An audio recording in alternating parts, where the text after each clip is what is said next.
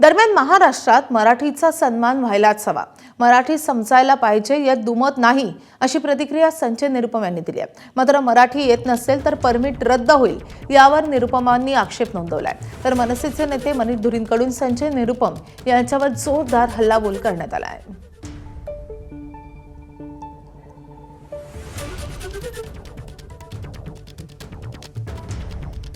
त्यांचा जो ऑटो चालक आहे त्यांच्यामध्ये एक भीती निर्माण झालेला आहे। यामुळे मी परिवहन मंत्री साहेबांना प्रताप सरनाईकजींना एक पत्र पाठवलं आणि त्यांच्याशी बोललो पण आणि सांगितलं त्यांना की असा तुम्ही एक सक्ती लादू नका, भाषाचा सन्मान झाला पाहिजे, भाषाचा आग्रह ठेवला पाहिजे, पण भाषासाठी एक सक्ती लादून कोणी व्यक्तीच्या समोर उदरनिर्वाहाचा संकट निर्माण नाही केला पाहिजे।